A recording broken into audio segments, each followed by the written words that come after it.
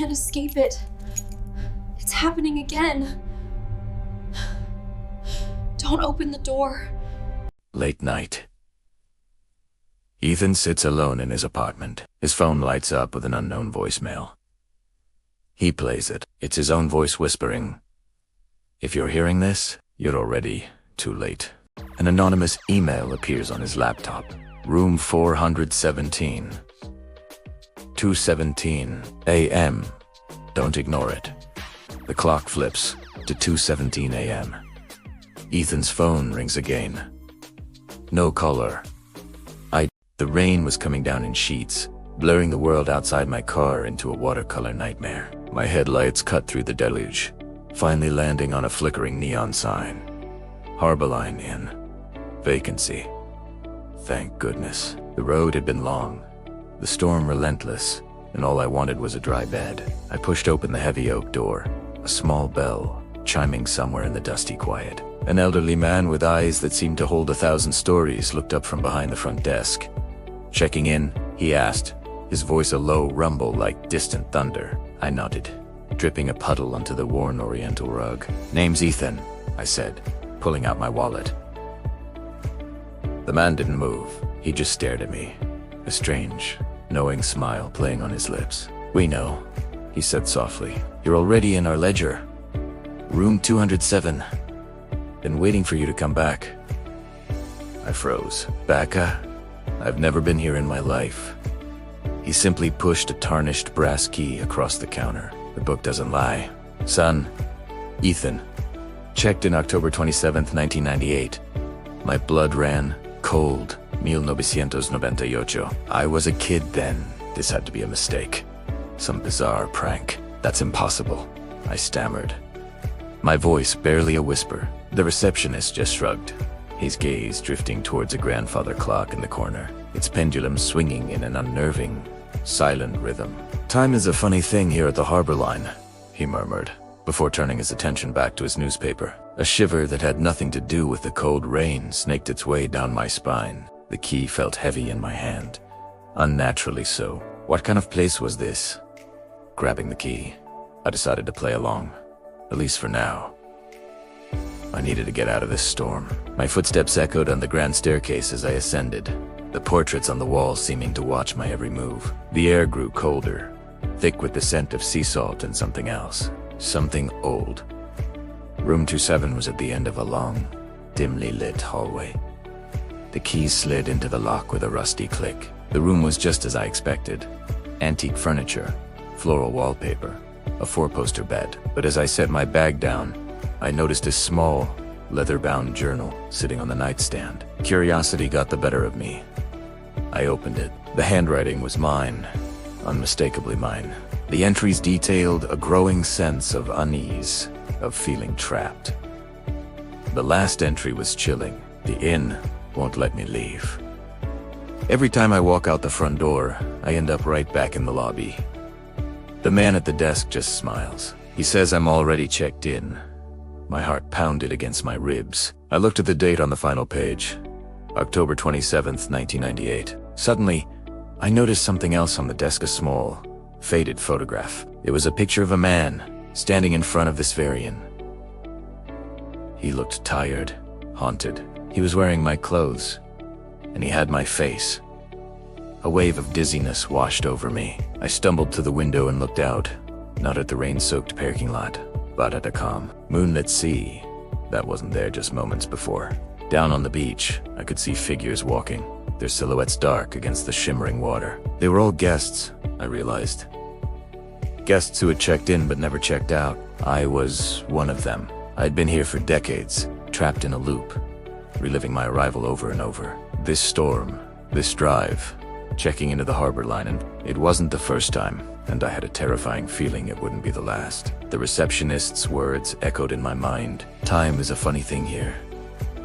My search for shelter had turned into a search for an escape from a prison I hadn't even known I was in. I had to break the cycle. I just didn't know how.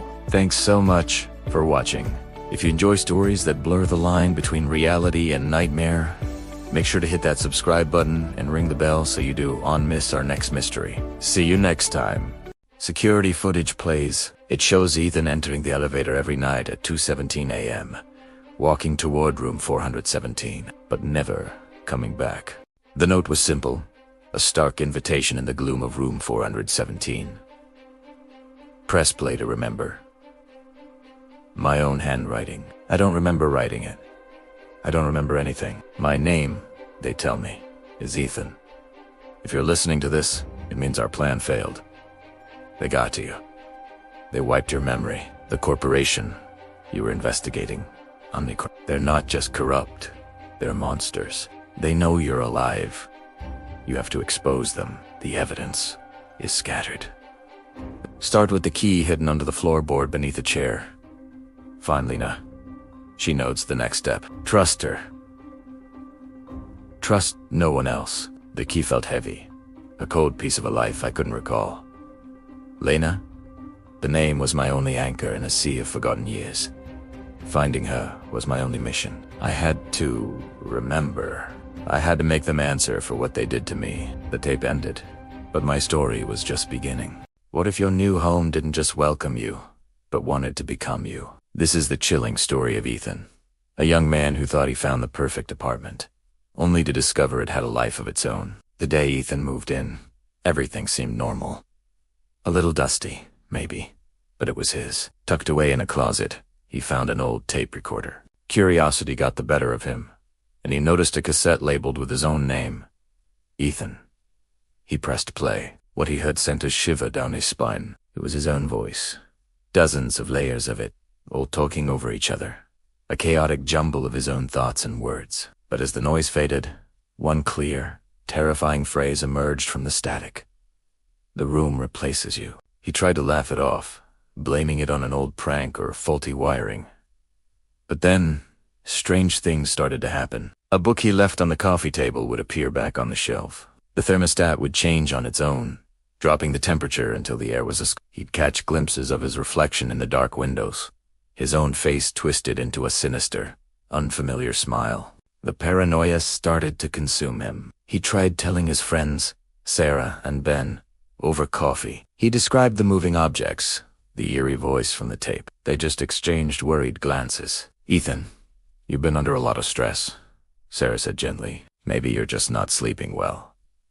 Ben added, it's an old building, man. They make weird noises. Their dismissal made him feel even more alone, trapped in a nightmare no one else could see. Was he going crazy? Or was the apartment gaslighting him? The feeling of being watched became constant. He felt a presence, a cold spot that followed him from room to room. He started documenting everything, taking pictures of where he left his keys, his wallet, anything to prove he wasn't losing his mind. But the evidence only made him look more obsessed. One evening, as he was reviewing the photos, he noticed something horrifying. In the background of a selfie, a figure was standing in the shadows of his hallway.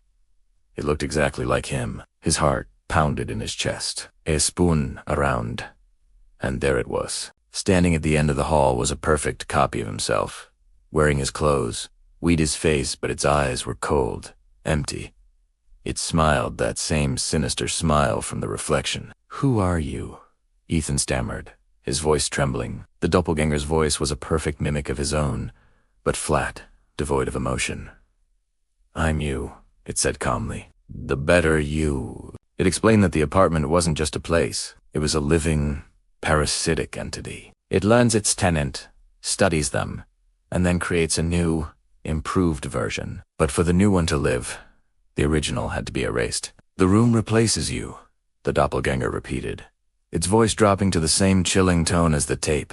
A desperate struggle for survival erupted. Ethan fought with a primal fear he'd never known. They crashed through furniture, their battle a surreal mirror match. Every move Ethan made, his double seemed to know it a second before. He was fighting himself, his own strengths and weaknesses used against him. He managed to grab a heavy lamp, swinging it wildly. The doppelganger lunged, and the apartment plunged into darkness as the lamp shattered. Weeks later, we see Ethan laughing with Sarah and Ben at their favorite cafe. You've really turned a corner, man, Ben says, clapping him on the back. You seem so much more relaxed, so confident.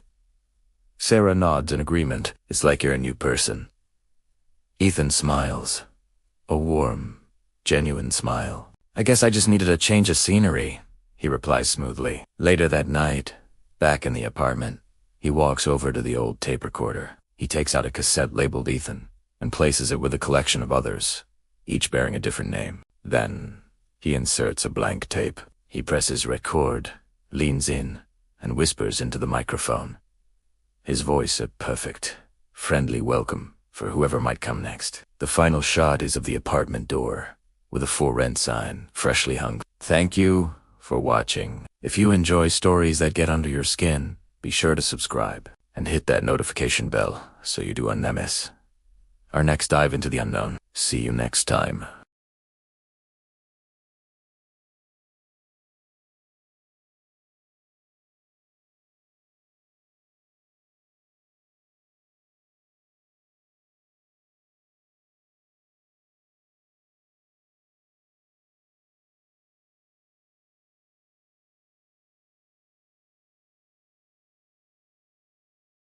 Behind the desk, Ethan sees a photo frame.